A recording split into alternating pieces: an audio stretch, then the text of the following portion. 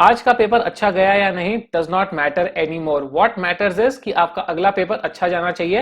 And 60 plus लाने के लिए लॉ के अंदर मैं लेकर आ गया हूं एक कॉम्प्रिहेंसिव 1.5 डे रिविजन प्लान आप लोगों के लिए, based on important topics, weightages, time wise एक शेड्यूल दे रहा हूं आप लोगों को, एक डिटेल कैलेंडर दे रहा हूं, साथ में टिप्स भी दूंगा, बताऊंगा कैसे आप लोगों को पढ़ाई करनी है, ताकि 1.5 दिन में इतनी अच्छी से आप लोग रिवाइज कर सको कि आप लोगों को 60 प्लस आने की पूरी पूरी चांसेस रहे।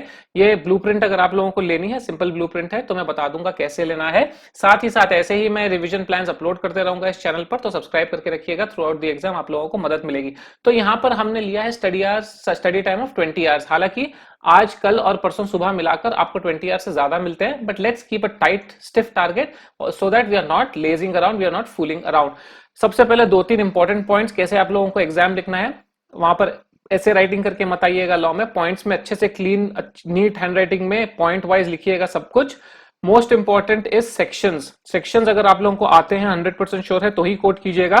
सेक्शंस लिखने के मार्क्स एक्स्ट्रा जरूर मिलते हैं, लेकिन अगर सेक्शंस गलत लिखते हो तो आप लोगों के मार्क्स डिडक्ट हो जाते हैं। अगर सेक्शंस नहीं लिखते हो, maybe half a mark or 1 mark will be deducted, but if you are writing a wrong section, then effectively your entire answer is wrong. So do not make that mistake. Be sure about at least the important sections and quote them correctly.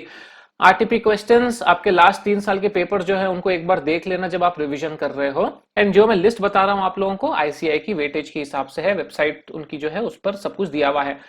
मैंने ऐसा ही plan follow करके 60 plus लेकर आया था मैं CA PCC के अंदर जब मैंने एग्जाम लिखा था, and that is why this strategy will surely work for you. सबसे पहले आज आप लोगों को एक हेड स्टार्ट लेनी है, आप लोगों को आज अच्छा खासा सिलेबस कंप्लीट करना है, सो दैट कल जो मेन डे है उसमें आपका थोड़ा सा टेंशन कम हो।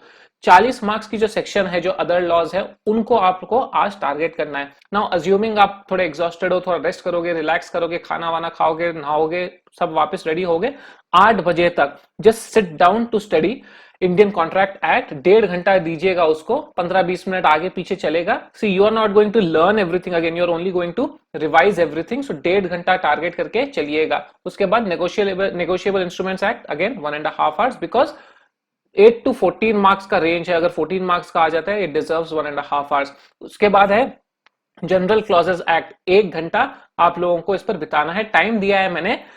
अगर आप ये शेड्यूल फॉलो करोगे, आज रात को 12 बजे आप लोगों को क्लोज करना है, because I don't want you to be exhausted for tomorrow, because tomorrow is going to be a very very very big day for you in terms of revision. Interpretation of statutes आज अगर हो, ऊपर वाले complete हो गए, energy बाकी है तो करना, ये नहीं तो फिर कल या फिर परसों सुबह भी आप उसको शेड्यूल कर सकते हो, इसलिए मैंने वहां पर लाल दे दिया है। कल सुबह try to wake up at 5 o'clock and study these 3 topics first: declaration of payment of dividends, account of companies, audit and auditors। important topic है, वेटेज सबसे ज्यादा आती है इसकी as per ICI guidelines.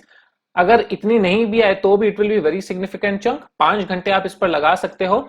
Actually अगर आप देखो तो शायद आपको 5 घंटे लगेंगे नहीं for revision, because audit and auditors आप लोग थोड़ा ऑलरेडी ऑडिट में जानते हो, पढ़ चुके हो, तो वहां पर भी रिवाइज होते रहता है। अकाउंट्स ऑफ कंपनीज भी it's not a new topic all together for you, तो आप लोगों को उतना टाइम नहीं लगना चाहिए अगर आप ऑलरेडी अच्छे से रिवाइज करके रखे हो। But still 5 hours is a good time, 5 AM to 7 AM, then you get up, breakfast, नहाना धोना जो भी है, 8 से 11 आप लोगों co dot to dot follow करना पड़ेगा। उसके बाद हम आ जाते हैं जो नेक्स्ट 3 टॉपिक्स है हमारे उनके ऊपर। Again 5 hours you have to give, 11 to 1 and 2 PM to 5 PM आप लोगों को इस पे स्पेंड करना है।